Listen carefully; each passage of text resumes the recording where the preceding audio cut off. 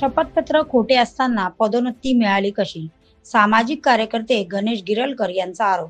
यवतमाळ सार्वजनिक बांधकाम विभागाचे अमरावती मुख्य अभियंता गिरीश जोशी हे 2016 साली नांदेड जिल्ह्यातील भोकर येथे कार्यरत असताना त्यांच्यावर भ्रष्टाचाराचे आरोप झाले होते. न्यायालयीन प्रकरण सुरू असताना कुठलेही गुन्हे दाखल झाले नाही असे शपथपत्र जोशी यांनी सादर केले होते. पण हे शपथपत्र खोटे असल्याचा आरोप यवतमाळ येथील सामाजिक कार्यकर्ते रमेश गिरोलकर यांनी केला आहे. या संदर्भात मुख्य अभियंता गिरीश जोशी यांच्याशी भ्रमणध्वनीद्वारे संपर्क साधला असता त्यांनी कुठल्याही प्रकारचा प्रतिसाद दिला नाही.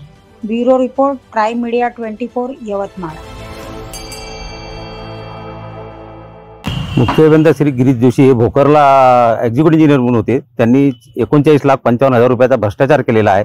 त्या संदर्भात त्यांनी न्यायालयीन प्रकरणात हे प्रकरण सुरू असताना त्यांनी मुख्य अभियंता आणि अधीक्षक अभियंता हे 2 प्रमोशन घेतले. आज सचिव या पदावर त्यांचं प्रमोशन होत आहे. त्यांनी शपथपत्र हे खोटं दिलं आहे शासनाला. तर माझ्यावर कोणतीही न्यायालयीन एफआयआर केस नाही. त्याच्यावर एफआयआर आहे ते सुप्रीम कोर्टात गेलेले आहे.